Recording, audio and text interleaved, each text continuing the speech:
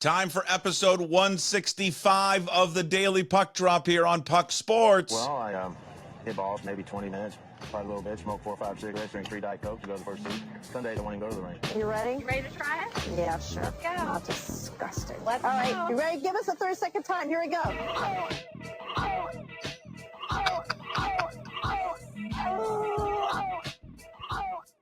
A big thanks to Steven Sparks.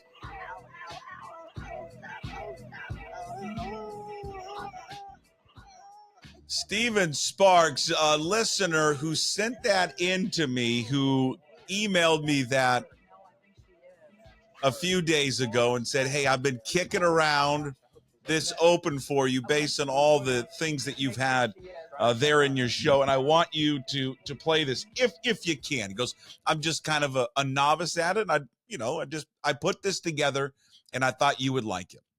Steven, I didn't like it. I loved it. It's wonderful. Now, I don't know if I can play it just with some copyright stuff and issues, but if we can get away with it, Steven, you're damn right we'll play that. So a big thanks there to Steven Sparks, who sent that in. I emailed him back last night and thanked him for it and said, hey, man, I'm going to play that tomorrow on the show. Very, very appreciative of that. What a hell of an intro. I mean, the way he kind of mixed it all in. John Daly, Biggie, Grape Lady. You guys want to hear it again? Did I talk over it too much? It was pretty damn good, wasn't it? Well, I hit balls maybe 20 minutes, probably a little bit, smoke 4 or 5 cigarettes, drink 3 Diet Cokes to go to the first tee. Sunday, I want to go to the ring. You ready? Ready to try it? Yeah, sure. Let's go. Not disgusting. Let's All right, go. you ready? Give us a 30-second time. Here we go.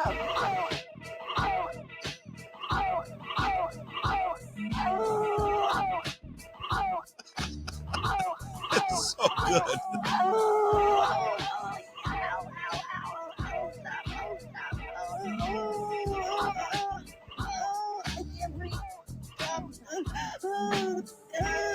No. Oh dear. I think she's actually hurt. No, I think she is. Yeah, she's hurt. She took a hard fall off there. Boy, Okay. gosh, I hope she's okay. That's my Okay. favorite part. We're going to make sure she is. Try and That's check on the her thing. and get back All to you right. as soon as we can. We'll be back. Again, big thanks to Steven Sparks. I don't know, leave a comment. If you like it, we'll continue to play it. Big thanks, Steven.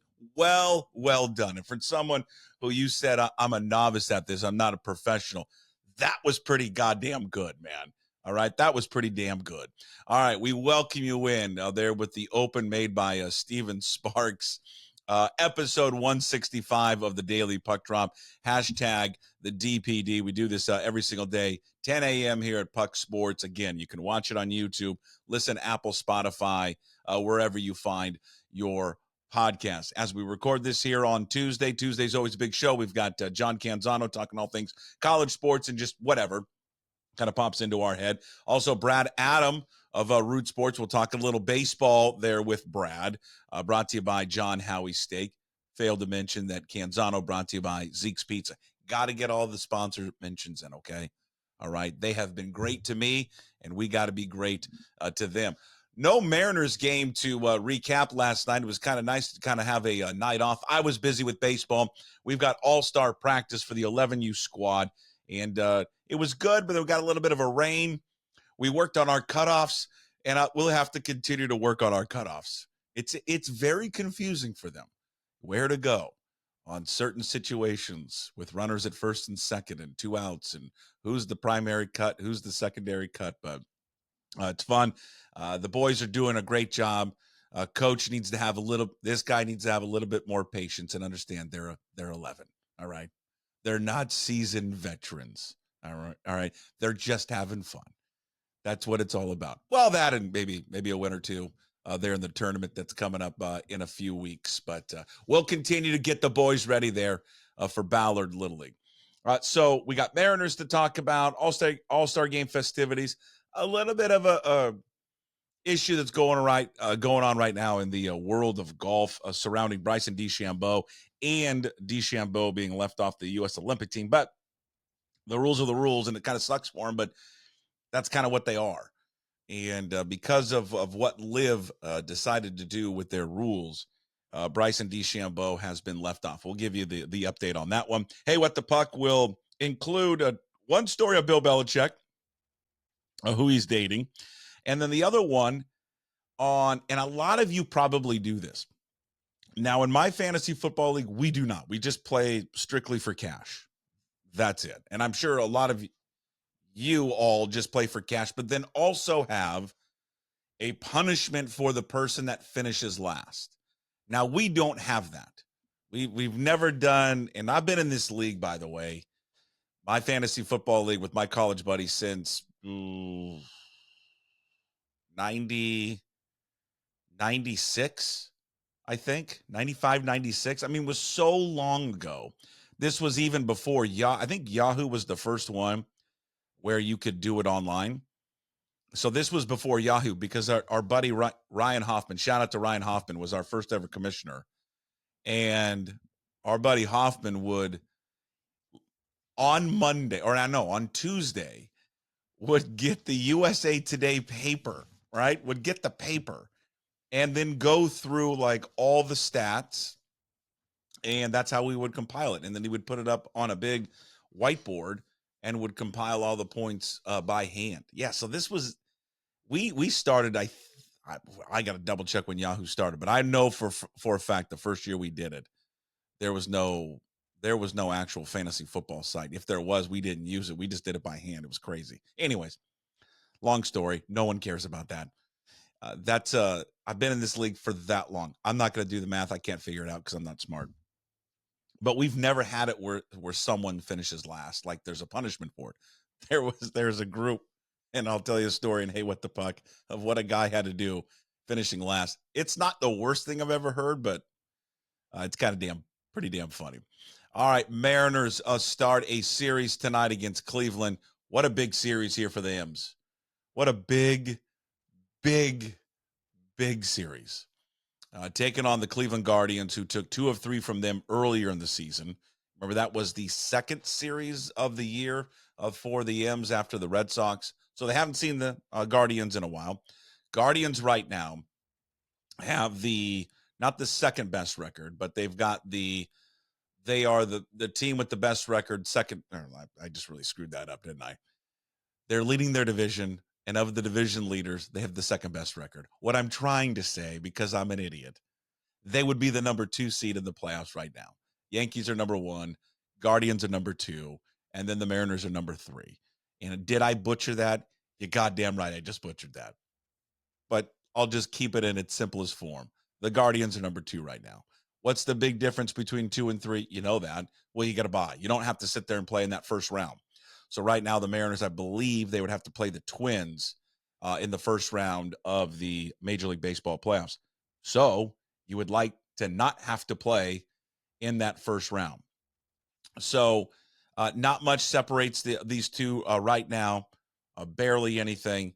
And so a huge series for not only the Mariners to overtake them for that number 2 seed, but just, kind of again, another series, just like the Rangers series, where they're facing a team, playoff aspirations, and a team that's above them right now. It can show them, hey, we're better than you. But the biggest thing is, as we look at this team right now, is playoff seeding. I believe this team is in. If they don't make it into the playoffs, this will be one of the bigger epic collapses, based on not only how they're playing right now, but also how the rest of the division is playing. At this moment, they have no business losing this thing. None. They shouldn't lose this, right? Unless they have some type of catastrophic injuries that affect this team. Knock on wood, something happens to a bunch of star players and they just can't avoid the injuries. But if they stay relatively healthy, which they have been able to do so there for the most part, Seattle and should be in a good spot right now. Okay. Seattle should be a good spot in order to win this division. So they are currently 3.5 games back right now of Cleveland for that second spot. The Orioles technically have the second best record in the American League, but unfortunately for them, they play there in the American League East. So again, Huge, big series for the M's as they take on Cleveland here tonight. Bryce Miller will get the first start against Tristan McKenzie. McKenzie 3-3 with a 4.10 ERA. And so for Seattle, you got to go out there. You take, 2 out of 3. Well, obviously 2 out of 3 would be ideal. Thanks, Tips. Sweeping them would be even better. Just go out there and continue to play the brand of baseball that you have been playing here for the last several weeks. And I think what they have shown is, now they're not perfect. They aren't. And we continue to say just kind of they are a flawed baseball team. But they're a flawed baseball team that is still pretty damn good because they can get away with it so much because of what their pitching staff does and can do. I mean, look at Miller tonight, who gets the ball in game 1. He's got a 3.48 ERA. They're going to throw Brian Wu tomorrow, who, again, thank God that he is fine and not no serious injury there to that forearm after skipping a start last week. He'll get the ball tomorrow. He's got a 1.07 ERA. Luis Castillo will get the ball on Thursday against Logan Allen, the lefty, and Castillo's got a 3.32 ERA. There is no better pitching staff in Major League Baseball. There just isn't. I mean, Jim Duquette said it yesterday. Now, Bill Kruger, we got into the argument of the 91 staff versus this staff, and I love Bill. Love Bill to death. But I'm still going to take this one. I agree with him that they don't have a Randy Johnson. That Randy will trump all of the guys that Seattle has. But I think 1 through 5, yeah, I'm gonna take this current staff over that one. I get it was a different time and you're playing inside the Kingdome and all of that. But the way it is a different time with these guys. The hitters now are 1,000 times better than the hitters that they faced back then. They just are. More analytics, better power, better knowledge of the game, better video, better all of it. That it makes them better at their craft. These guys throw harder. They've got more spin nowadays. I mean, this is not unlike any sport. I mean, all sports do this. As the years go by, the players and the generation of players just get better and better and better. Now, again, I will concede that the Randy Johnson, no. Randy, to me, and I think to a lot of people, I mean, Randy Johnson's the best pitcher there in franchise history. But Cleveland will come into this series in the last 10 games. They're 5-5. One thing to keep an eye out for as we record this here right before 10 o'clock here on Tuesday. I don't know if I've seen the latest. Obviously, if this comes out later today, we've recorded it. So it will be after. This news will be after that we've recorded the Daily Puck Drop. But Jose Ramirez is on the paternity list, and he can miss up to 3 games being on the paternity list. He went on it on Saturday. So he missed the last 2 games against the Blue Jays. He could, in essence, miss this game, which would be his 3rd. So he can miss between 1 and 3 games. Again, missed the last 2 in Toronto. And as of now, in the morning, he hasn't been activated. So you may miss him for game 1 tonight, but we shall see. Knowing my luck, he'll come out like after we recorded this that he is back and he's playing for Cleveland. But we'll wait and see. But if they can miss him, that would be real nice. If you go back to that first game or that first series in which the M's played Cleveland, Seattle got a little roughed up in their pitching staff in 2 of those 3 games. They won the first one, but then they lost the last 2. They only scored 6 runs total in that 3-game series against Cleveland. I want to say 5, or maybe did they score 7? Anyways, their offense didn't do much other than the first game in which they won. That was Emerson Hancock winning that one. Castillo was roughed up in that first outing against Cleveland, gave up 10 hits and 4 earned runs in 5 2/3 innings. And then George Kirby lasted only 3 2/3 innings, and he gave up 8 earned runs.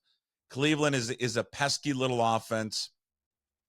They will grind you down, wear you out, just kind of the same MO that the Kansas City Royals have. And that's what it feels like. And and really the way that the Mariners, in their offseason described how they want to be offensively, the two teams that I always think about are the Guardians and the Royals. That's exactly the way that the Mariners would love to play offensively. So they'll see it up close and personal here for the next 3 days, in which, again, they're billing it on like MLB Central, Orioles, Yankees, biggest series of the year. And it's a huge series. It's an East Coast series and all that. But don't sleep on the Guardians and Mariners, because this is going to be one hell of a series. As the summer goes on, two teams competing for that very vital second seed in the playoff standings. So you can avoid playing in the first round.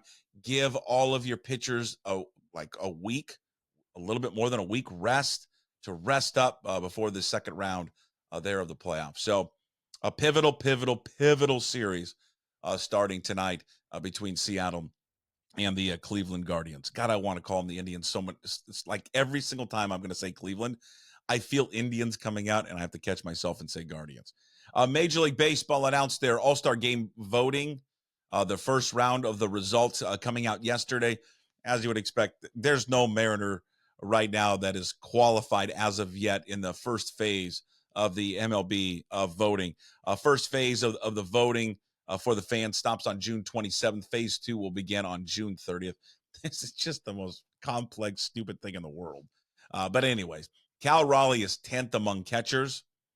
A little bit surprising in a way. I think he's played an all-star caliber season, I think, for Cal Raleigh. I think he has. Maybe we're biased because we're up close and personal with him and watch him every single night. But I think Cal's been playing at all-star level. Ty France is 8th. Jorge Polanco is 9th at second base. J.P. Crawford is 8th. And then the one to circle is Julio. Julio currently is 10th in the voting among outfielders.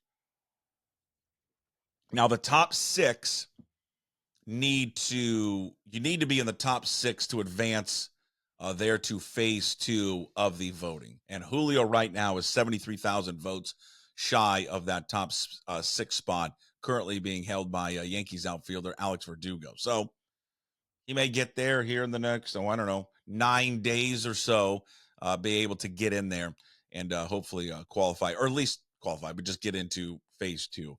I mean, the Mariners are going to have a representative of the All-Star Game, Andres Munoz.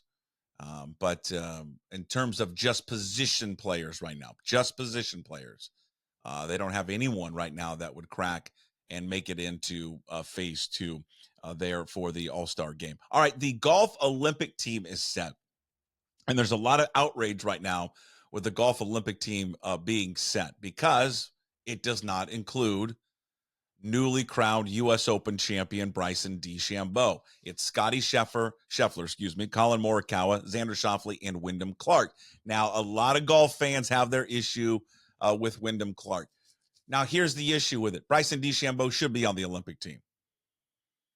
Clark currently ranks 5th in the official golf world rankings. DeChambeau is 10th. Now, the top 15 players in the world golf rankings are eligible. But here's the asterisk and here's the catch. Because LIV hasn't qualified for the official world golf ranking points, it doesn't count. So like DeChambeau doesn't actually get the points that he has acquired. So he can't even be qualified for the U.S. Olympic team. I know it's a stupid rule, even though that the official world golf rankings have him 10th, but he doesn't actually get to collect the points. It's stupid. It doesn't make sense to me. All right. It's a dumb system, but for those that are outraged by it, and I wouldn't say I'm outraged by it, I'd like to see Bryson play, because he's been unbelievable this year when we have seen him.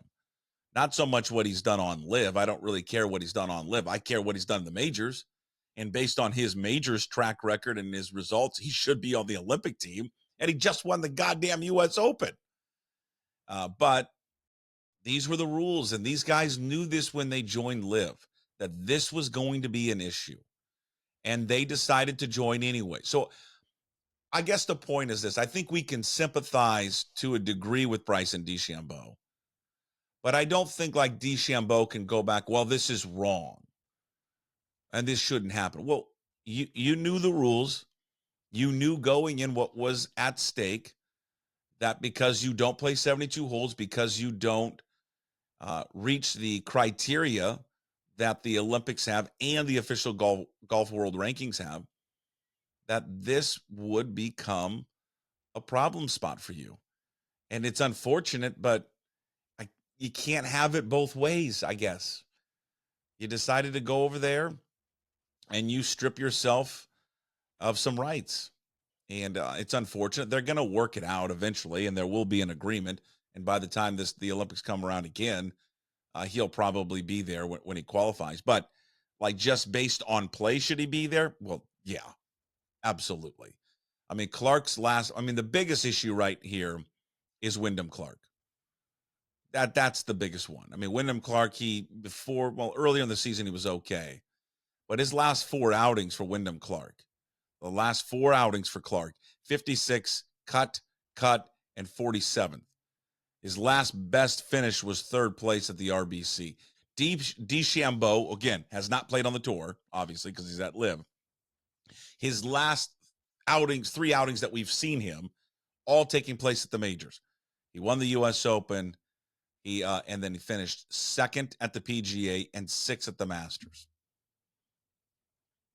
Kind of hard to argue leaving a guy in his last 3 appearances that we've seen here on the PGA Tour side of things, that he has finished 1st, 2nd, and 6th in majors.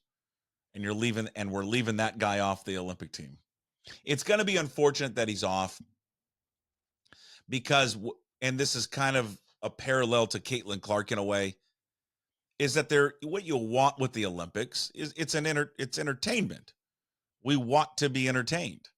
We want to see the very best. It's made for a television event. He is made for television. He is entertaining. Just like why Caitlin Clark, and she probably, well, maybe she won't, but the reason you wanted her on that team is for eyeballs, for people to tune in. Now, I don't know what the TV ratings are going to be for golf in the Olympics, but I guarantee they'd be a little bit higher if Bryson DeChambeau was involved. Don't you agree with that one? So he's not going to make it. It's going to be an uproar. He definitely should be, based on merit and play, he definitely should be on the team over someone like Wyndham Clark. Hey, what the puck here as we get close to wrapping up the daily puck drop. Hashtag the DPD. Again, a reminder, Brad Adam or Root Sports, brought to you by John Howie State, coming up a little bit later on the programs. You can find it on YouTube, Apple, and Spotify. Also, John Canzano, johncanzano.com. Again, brought to you by Zeke's Pizza. And then before on Hey, What the Puck, I got to remind myself, special announcement or tease here at the very end.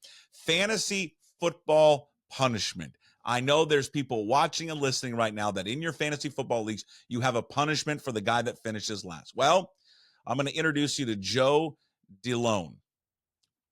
Joe DeLone had finished last in his fantasy football league.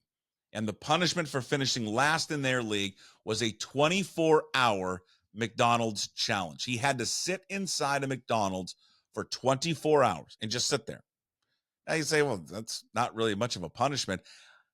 I think just sitting anywhere that's not your home for 24 hours can be a little bit of a punishment. But here was the catch. Here was the catch there for Joe in his fantasy football league. He could eat his way out of the length of time. So if he had certain things on the menu, it would count as taking time off. All right. So if he had a breakfast sandwich, that equaled a certain amount of minutes. I'm going to read you the things that he could have that would take minutes off. So a bacon, egg, and cheese biscuit, that was a reduction in time of 45 minutes. Let's see, a sausage biscuit was 30 minutes. By the way, I believe the sausage biscuit and egg is the single greatest thing at McDonald's. Burger items, a Big Mac was 45 minutes. A double cheeseburger was 45 minutes. A quarter pounder with cheese and bacon was 45 minutes. The filet-o-fish was 45 minutes. By the way, a favorite of my wife's. likes the Filet-O-Fish there? McNuggets, a 10-piece, 30 minutes. Fries were 30 minutes. Apple slices were 5. Ice cream or a milkshake was 25 minutes. Big breakfast with hotcakes was 120 minutes. So the premise of it was, if he ate these things, he could take time off the 24 hours that he was there. He ended up only spending 8 hours at the McDonald's, eating away 16 hours, did Joe. This is what his rundown was. He had 2 big breakfasts with hotcakes. That equaled 240 minutes. He also consumed 17 hash browns. Also, probably the second best item at McDonald's are the hash browns. Maybe that's a debatable topic. I know there are people that love the fries, but damn, those hash browns are good. He had 17 of them. Jesus. He also had 23 apple slices. What is he, 10? That equaled 115 minutes. He consumed 4 McChickens, 180 minutes. He had so that's that's all he had. 2 big breakfasts with hotcakes, 17 hash browns, 23 apple slices, 4 McChickens, and that totaled 16 hours. So he was only there for 8 hours. Not a bad punishment. I don't think it's the worst thing I've ever heard about for finishing last in your fantasy football league. I've seen ones that are real embarrassing, making guys dress up in like bikinis and walking down like a street with a sign saying, I finished last in my fantasy football league. Like, that's embarrassing and that's awful. I want to hear from you. You can leave a comment below on YouTube. Hit me up at pucksports.com on the email. Just go to the website, the contact tab, send me an email. I'd like to hear if you have a punishment like this for finishing last in your fantasy football league.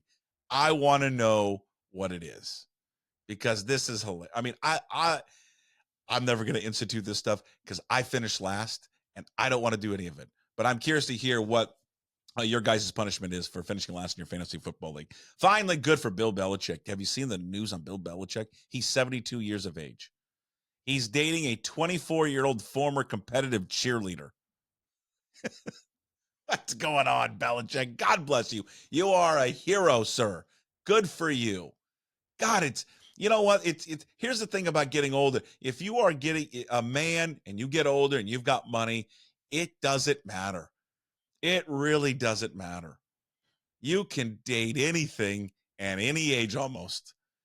72-year-old Bill Belichick dating a pretty hot 24-year-old former competitive cheerleader. I mean, he's so much in love that back in March, he went and watched one of her events.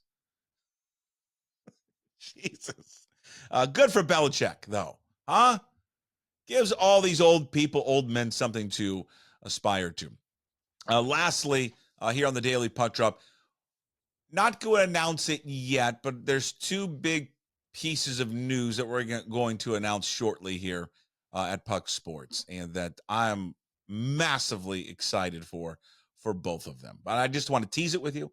It's coming soon. I would say within the next week, we'll be able to announce both of these additions to the show, and it's going to be awesome. And I'm just going to be real happy with both of them. All right. That's the Daily Puck Drop, the DPD. I said the DPP. Couldn't even spit it out. Here on a Tuesday, episode 165 in the book. Stay tuned. Coming up later, Brad Adam of Root Sports, also John Canzano. We'll talk to you tomorrow. As always, we promise to be better. No shoes, no dice. Would anybody like to smoke some pot? Yeah. I was born to love you. I was born to lick your face. I was born to rub you. But you were born to rub me first. What do you need my address for? We'd like to send out a mailer. Mother of mercy, I don't speak Japanese!